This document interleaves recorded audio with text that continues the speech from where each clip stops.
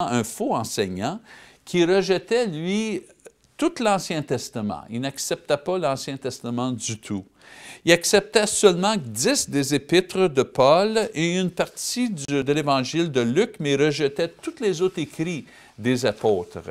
Et lui a rassemblé ces quelques livres, ces quelques épîtres, et a commencé à circuler ce groupe d'épîtres comme le canon officiel. Il n'y avait pas la permission de l'Église, il n'y avait pas, il parlait seulement pour lui-même.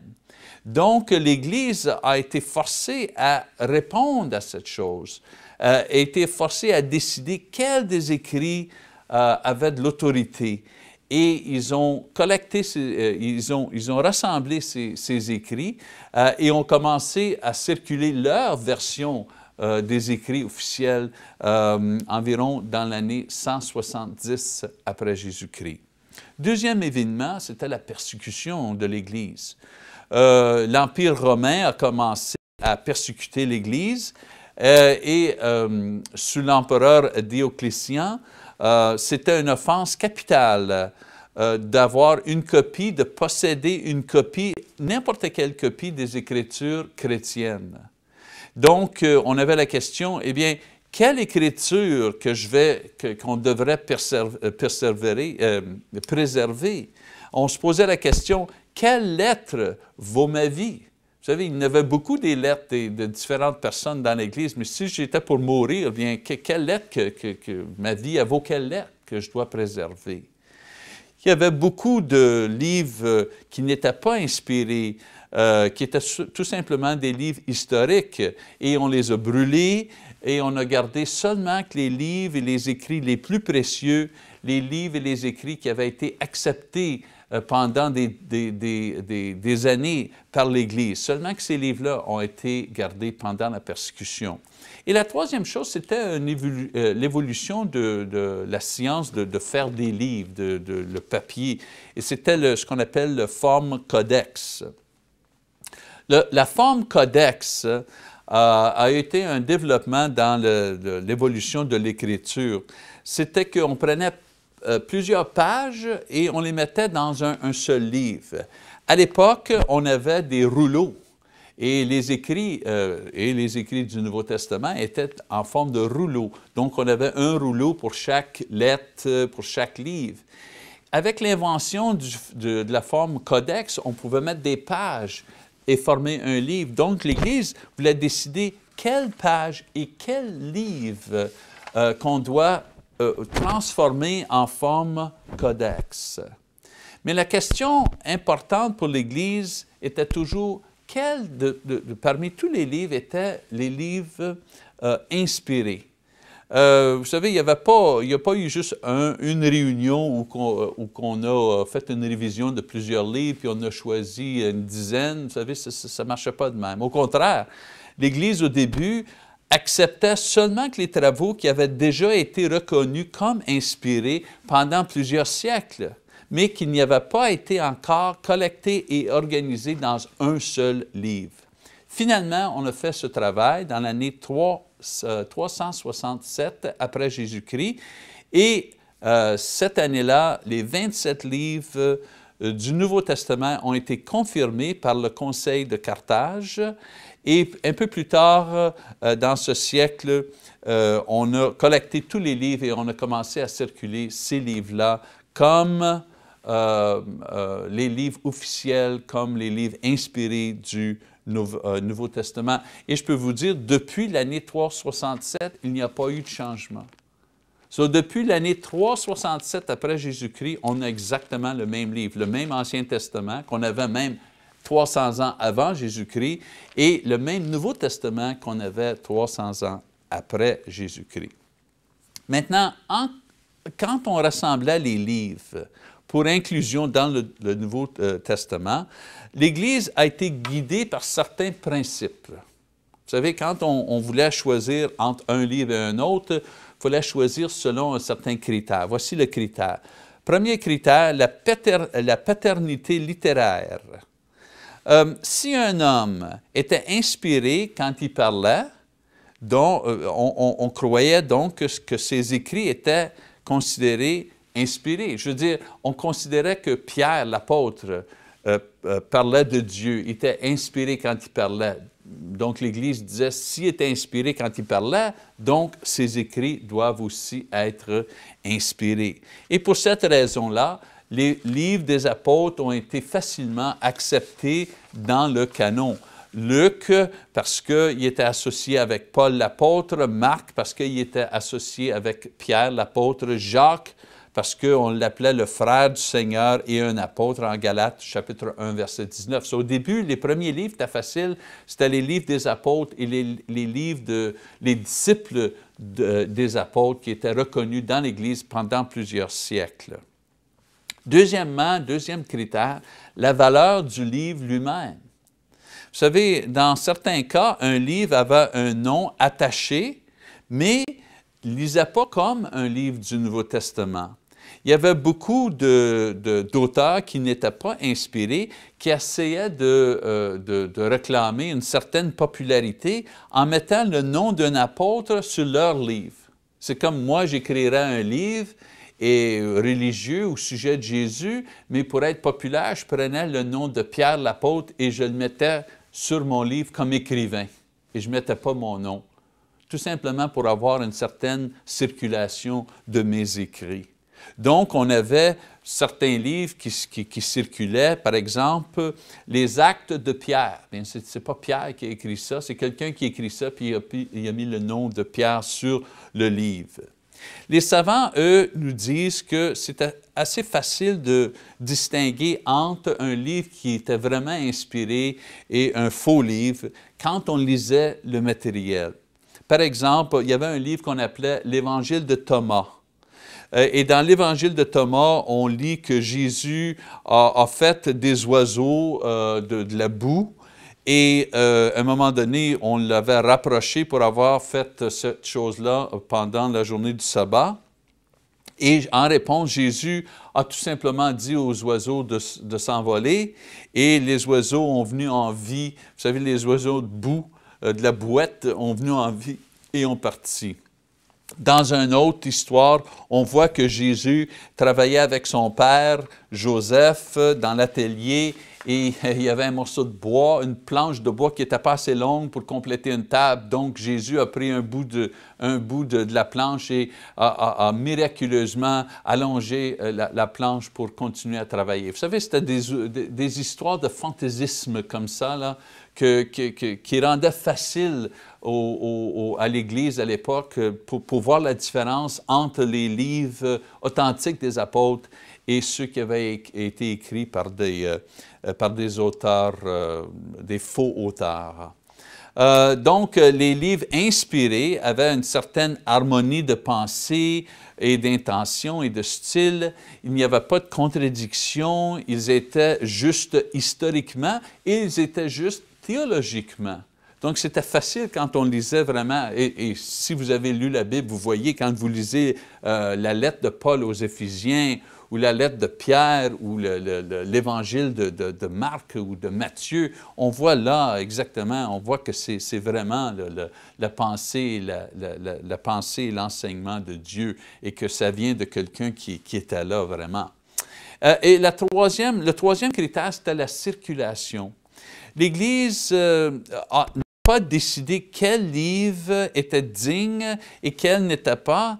Ils ont tout simplement confirmé et rassemblé les livres qui avaient traditionnellement été acceptés par toutes les églises, mais n'avaient pas été encore, vous savez, rassemblés dans un seul livre. Si un livre avait circulé dans l'Église pendant des siècles, et ça faisait des siècles que ce livre-là allait d'église à église et les églises avaient lu, étudié, déchiffré, vous savez, confirmé cet écrit pendant des siècles, eh bien, l'Église tout simplement acceptait ce livre pour inclusion dans le Nouveau Testament. On n'a pas introduit un nouveau livre, seulement que les lettres et les volumes qui avaient une grande circulation, une grande acceptation, après long âge d'études et de révision, ont été acceptés. Et c'est pour cette raison-là que le canon a été confirmé 300 ans après les premiers écrits ont été circulés. on croit aussi, à part de cette chose-là, on croit aussi que Dieu guidait et protégeait le procès à travers lequel sa parole arriverait à être, vous savez, enregistrée et assemblée pour la circulation générale dans le monde. Maintenant, j'aimerais parler un peu de traduction. L'Ancien Testament a été écrit dans la langue hébraïque. La majorité, il y a des petites portions qui sont dans la langue araméique, mais la majorité dans la langue hébraïque. Il est venu un temps que les Juifs ne pouvaient plus parler l'hébreu parce qu'il y avait une influence de la culture grecque parmi les Juifs. Donc, il y a eu une traduction de l'Ancien Testament dans la langue hébraïque qui a été traduite dans la langue grecque. Et on appelle cette traduction les Septante. Les Septante parce qu'il y avait 70 savants qui ont travaillé sur cette traduction. Maintenant, pendant l'époque du Nouveau Testament, les gens parlaient l'araméique, qui était une ancienne langue du Palestin, mais les livres et les lettres du Nouveau Testament ont été écrits dans la langue grecque, une forme de grec qu'on appelle koiné grec, qui était une langue universelle de la période, la langue commune du peuple. Cette forme grecque a été le standard lorsque les copies ont été faites des manuscrits originels et distribués pendant les premiers siècles. Vous savez, aujourd'hui même, en existence, nous avons 5357 manuscrits grecs de différentes portions du Nouveau Testament que les savants travaillent avec pour faire des traductions. Vous savez, il y a plus de traductions et plus de copies grecques du Nouveau Testament qui existent même aujourd'hui qu'on a de copies de livres de Shakespeare ou même des écrits grecs de l'époque. On a beaucoup de matériel original, beaucoup de traductions originales qui existent quand même aujourd'hui dans les musées, différentes places à travers le monde.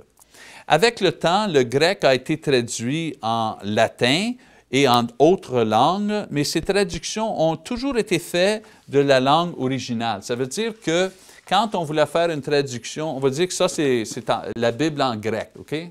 Originale. Eh bien, on va dire qu'on va faire une traduction en anglais. Eh bien, on va au grec et on traduit du grec à l'anglais. On va dire qu'on va faire une traduction en français. Eh bien, on ne va pas de l'anglais au français. On retourne au même manuscrit, au même document, et on fait une traduction en français. On veut faire une traduction Allemagne. On retourne au même manuscrit, et là, on fait une traduction en allemand. Okay? C'est comme ça que ça marche, la traduction. Donc, au début, on n'a pas été du grec à l'anglais, hein, parce que c'était la langue latine, qui était la langue de l'Empire romain, surtout la portion de l'Ouest. Et lorsque le christianisme s'est répandu vers l'Ouest, on a commencé à demander des traductions qui pouvaient servir pour les gens qui vivaient dans ces régions. Dans l'année 404 après Jésus-Christ, une nouvelle version latine du latin qui a été produit par Jérôme, qui était un chef de l'Église à l'époque. Lui, sa traduction du grec au latin, on appelait la Vulgate en latin.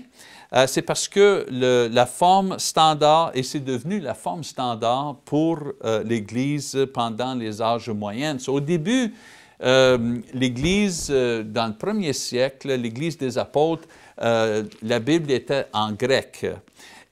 Et la première traduction vraiment là, qui a eu une grande circulation, c'était en latin, parce que le latin était la langue de l'Empire romain. Maintenant, il y a eu différentes traductions qui ont été dans les langues communes. Le latin, c'était la langue d'éducation. all right? La langue de politique, la langue d'éducation. Mais il y avait aussi des langues communes à l'époque et du 5e au 14e siècle, on a fait des traductions bibliques dans les langues communes, slavique, anglais, français, allemand, italien, espagnol, etc. Rendu au 14e siècle, il y a quelque chose qui était très intéressant qui est arrivé historiquement en Europe. On a commencé à avoir un autre intérêt à étudier l'époque de grec, de la Grèce et de l'Empire romain et les langues de cette époque et la littérature de cette époque. Et c'est ça qui a commencé la Renaissance en Europe. Eh bien, cet intérêt dans la langue, et la culture romaine et la culture grecque a aussi amené un effort pour examiner la langue grecque. Et avec une étude de la langue grecque, on a commencé aussi à avoir un nouvel intérêt à étudier l'originale langue de la Bible, okay? Et étudier aussi la Bible elle-même. Ce zèle a produit des nouvelles versions bibliques dans les langues communes qui ont été traduites directement du grec et du hébreu et qui a été aidé, si tu veux, à travers le mouvement de la Réformation qui a commencé en Europe. Donc, il y avait beaucoup de forces, vous savez, qui étaient en jeu à l'époque. Un intérêt pour étudier les langues originales de la Bible, un nouveau mouvement religieux en Europe, la Réformation, vous savez, l'Église protestante qui commençait à évoluer, et tout ça donnait un désir de lire la Bible dans notre propre langue. Eh bien, il y a eu un autre élément, un autre événement très important qui est arrivé en Europe, c'était l'invention de la presse d'imprimerie par Gutenberg. Lui, il a fait cette invention dans le 14e siècle, 1436, et maintenant, pour la première fois, la technologie pour produire une grande quantité de Bibles était maintenant réalisée. C'est intéressant à noter que le premier livre qui était imprimé sur cette nouvelle invention était la version latine du Vulgate de la Bible. C'est la Bible qui a été le premier livre qui a été imprimé, on croit, entre 1452 et 1456. Intéressant aussi, cette première Bible qui a été imprimée en latin, on l'appelait la Bible de 42 lignes. 42 lignes, la Bible de 42 lignes, parce que chaque page avait 42 lignes.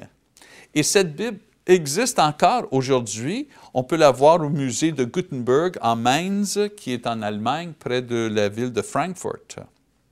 Eh bien, l'invention de l'imprimerie a aidé à répandre la Bible en différentes langues à travers l'Europe. La traduction anglophone, le plus de bonheur qu'on connaît dans l'histoire, nous est arrivé dans les années 700. 700 après Jésus-Christ, c'était une version en latin avec des notes anglais entre les versets. La première Bible au complet, pas imprimée, mais écrite et traduite en anglais dans l'année 1382 par John Wycliffe, et on l'a emprisonné pour ses efforts. La première Bible imprimée en anglais, William Tyndale, dans l'année 1526. Et la traduction majeure, le King James Bible, ce qu'on appelle la version du King James, dans l'année 1611. Et le King James Bible est devenu la version autorisée pour le peuple anglophone, et même très populaire aujourd'hui. Maintenant, sur le côté français, des Bibles en français existaient même au 12e siècle et venaient du sud de la France. On n'a pas beaucoup d'informations du début de la traduction de la Bible en français, mais dans l'année 1523, un Nouveau Testament en français a été publié par Simon de Colline et sa version de l'Ancien Testament a suivi en 1528. Un autre professeur, Jacques Lefebvre d'Étaples, professeur de l'Université à Paris, a publié aussi un Nouveau Testament en français en 1523 et un une Bible complète en 1528. Maintenant, dans l'année 1535, Robert Olivetan, qui était un cousin de Jean Calvin, a produit une autre version en français et même Jean Calvin lui-même a écrit l'introduction pour cette version française. Et la version de Robert Olivetan a été la version la plus distribuée pendant 3 siècles dans la langue française.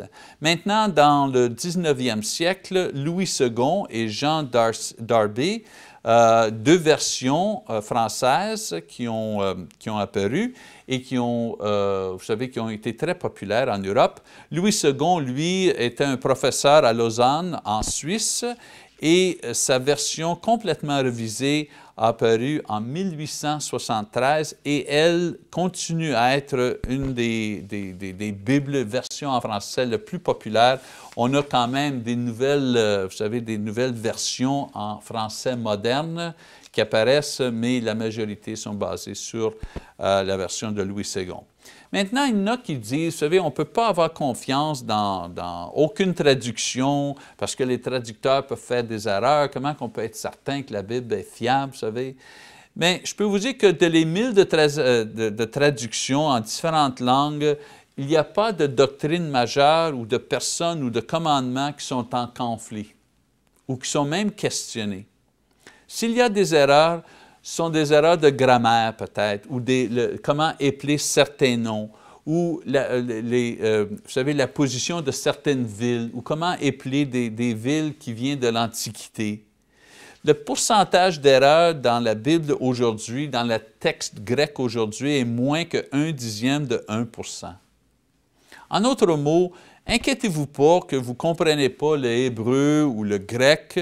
Quand vous lisez vos Bibles en langue moderne, soit l'anglais, le français ou whatever, vous lisez 99,9% de ce qui est écrit dans le grec et dans le hébreu. Donc, vous pouvez avoir confiance dans vos Bibles parce qu'ils vous disent soigneusement tout ce que vous avez à savoir au sujet de la volonté de Dieu. Eh bien, on doit finir là. On a regardé le contenu de la Bible, comment que la Bible a été écrite, comment qu'elle a été organisée. Aussi, on a regardé un peu les différentes traductions et comment on a eu ces traductions. Un dernier point à considérer, et c'est quoi que la Bible déclare? Autrement dit, c'est quoi que la Bible dit à son propre sujet? Très simplement, la Bible déclare qu'elle est inspirée. Un mot qui veut dire que c'est Dieu qui est l'auteur de la Bible. Les humains ont tout simplement écrit ce que Dieu voulait, ce que Dieu les a guidés. On sait qu'en 2 Timothée, chapitre 3, verset 16, Paul dit « Toute écriture est inspirée de Dieu. » Voilà, c'est ça que la Bible dit d'elle-même, que toute écriture est inspirée de Dieu. Dans un autre passage, en 2 Pierre 1, chapitre 20, Pierre, l'apôtre, dit « Sachant tout d'abord vous-même qu'aucune prophétie de l'Écriture ne peut être un objet d'interprétation particulière, car ce n'est pas par une volonté d'homme qu'une prophétie a jamais été apportée, mais c'est poussé par le Saint-Esprit que des hommes ont parlé de la part de Dieu. » Vous savez, c'est facile de faire des déclarations, mais pourquoi que les chrétiens croient que la Bible n'est pas tout simplement un livre qui a été écrit par des hommes de bonne volonté, mais est en effet un livre écrit par Dieu? Pourquoi que nous, les chrétiens, on croit que la Bible est inspirée de Dieu? Eh bien, il y a beaucoup de raisons, mais j'aimerais juste vous en donner quelques-uns avant de finir notre classe aujourd'hui. On croit, nous, que la Bible est inspirée parce qu'elle a la capacité de survivre. Vous savez, malgré tous les efforts de mettre en doute les enseignements et les déclarations de la Bible, malgré tous les efforts par les gouvernements, des différentes organisations religieuses, les philosophes, les sceptiques, vous savez, les sceptiques, de toutes sortes, en toute forme, pendant presque 2000 ans, la Bible continue à survivre, intacte. Et malgré les attaques qui continuent, la Bible continue à être le livre le plus traduit, le plus imprimé, le plus lu dans tout le monde et dans toute l'histoire. Eh bien, on s'attend qu'un livre qui soit inspiré doit être capable de survivre. Un livre qui est inspiré doit être lu par tout le monde.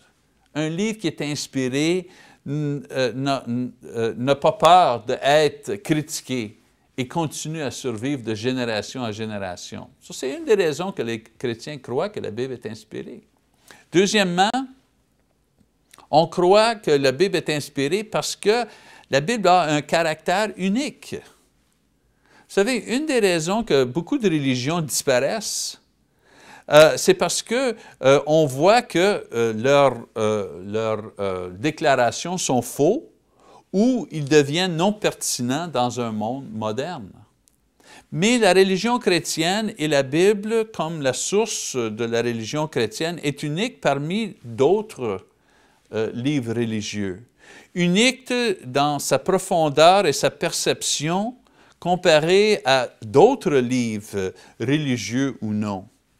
Unique dans son sens d'unité. Écoutez, on a 66 livres qui ont pris 1500 ans à écrire par 40 différents auteurs et quand on regarde tout ça, on voit que le livre est complètement uni, sans contradiction, qui dit une seule et unique histoire. Un livre qui est unique dans son universalité, dans le fait qu'on peut le lire et suivre dans n'importe quelle culture, n'importe quelle langue qui est adaptable parfaitement à chaque période de temps, soit ancien ou moderne. Seulement qu'un livre avec une source divine peut dire et peut avoir une telle